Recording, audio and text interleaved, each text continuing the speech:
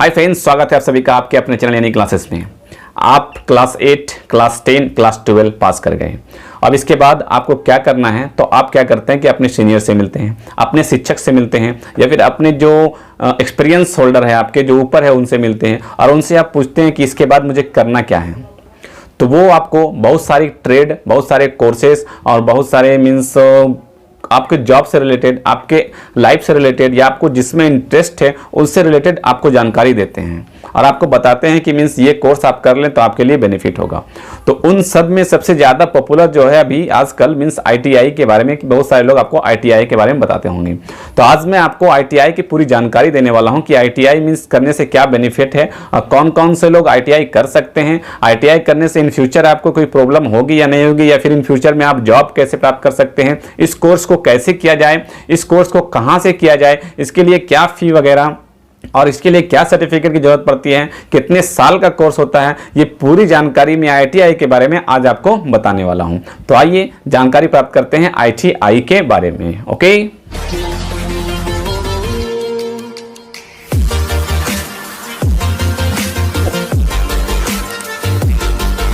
तो सबसे पहले जान लेते हैं कि ITI क्या है। तो ITI एक इंडस्ट्रियल कोर्स है जिसका पूरा नाम होता है इंडस्ट्रियल ट्रेनिंग इंस्टीट्यूट। तो जैसा कि नाम से ही पता चल रहा है कि industrial training institute means industry में जितने सारे वर्क होते हैं उस वर्क का आपको ट्रेनिंग दिया जाता है, आपको ट्रेंड किया जाता है अगर आप ITI में एडमिशन लेते हैं, अगर आप ITI की पढ़ाई करते हैं। ठीक है, तो इंडस्ट्रियल ट्रेनिंग तो ट्रेनिंग दिया जाता है और उस ट्रेनिंग को पास करके आप फिर इंडस्ट्री में आप वर्क कर सकते हैं। इंडस्ट्री मीन्स क्या होता है? इंडस्ट्री मीन्स बड़े बड़े जो फैक्ट्रियां होती है जहां और बड़े बड़े इंडस्ट्री में आपको ट्रेनिंग देकर उस इंडस्ट्री में भेजा जाता है, आप वहां पे वर्क करते हैं तो आपको वहां से आपको इंडस्ट्री में जॉब मिलता है अगर आप ITI कर लेते हैं। के लिए आपको 8वीं, 10वीं और 12वीं पास होना है। 8वीं, 10वीं, 12वीं के बाद आप कर सकते हैं। इसके जो कोर्सेस हैं वो आपका इंजीनियरिंग लेवल का है, कंप्यूटर का है, फैशन डिजाइनिंग का है और आदि कई प्रकार के ट्रेड लेवल का कोर्स होता है जिसे करने के लिए 8वीं, 10वीं और 12वीं होना चाहिए आपको। ITI करने से क्या फ़ायदा है? तो ITI मीन्स आपको वहाँ पे जब ITI में एडमिशन लेते हैं आप, तो थ्योरी के मुकाबले आपको प्रैक्टिकल की ज़्यादा जानकारी दी जाती है, क्योंकि आपको शायद पता भी होगा कि मीन्स आपको जितना प्रैक्टिकल नॉलेज होता है, आप जितने प्रैक्टिकल नॉलेज जानते हैं, आप अपने ट्रेड में उतना ही आगे बढ़ते हैं। तो वहाँ पे आपको प्रैक्टिकल ज़्यादा नॉलेज दी जाती है और आप इसमें 6 महीना, 1 साल और 2 साल तक के कोर्स कर सकते हैं। और अगर आप ITI कर लेते हैं तो आप ITI से डायरेक्ट डिप्लोमा में एडमिशन ले सकते हैं। ओके, और इसको करने के लिए आपको गवर्नमेंट कॉलेज या प्राइवेट कॉलेज, 2 तरह के कॉलेज अवेलेबल है। दोनों में आप कहीं पर भी ITI का कोर्स कर सकते हैं।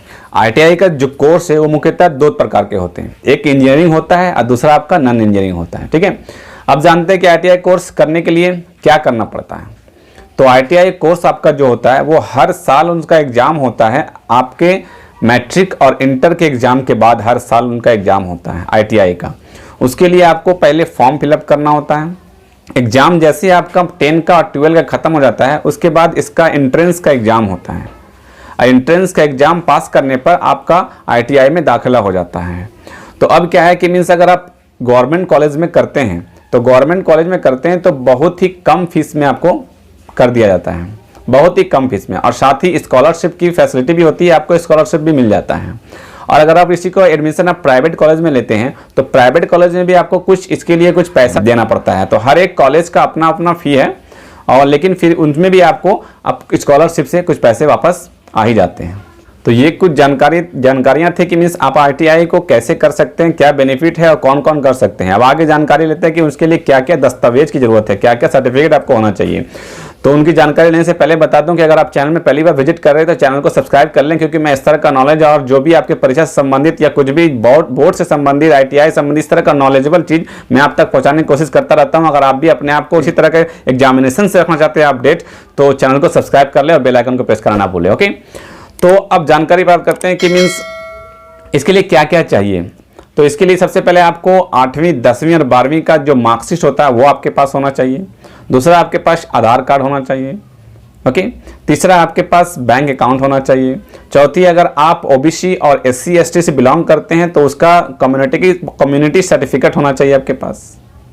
और पांचवा, आपके पास ऑनलाइन फॉर्म फिलअप होता है आजकल, तो डेबिट और क्रेडिट कार्ड जिससे आप ऑनलाइन बिल पेमेंट कर सकें। अगर आपके पास नहीं है तो वो किसी के और से भी लेके आप कर सकते हैं। तो डेबिट और क्रेडिट कार्ड आपके पास होना चाहिए। तो इतने दस्तावेज चाहिए आपको ITI करने के लिए, ठीक है। तो ये कुछ जानकारी थी ITI के बारे में। अगर कुछ प्रॉब्लम होता है तो आप कमेंट करें, मैं उनका जवाब देने का कोशिश करूंगा। Okay friends, thank you, thanks for watching.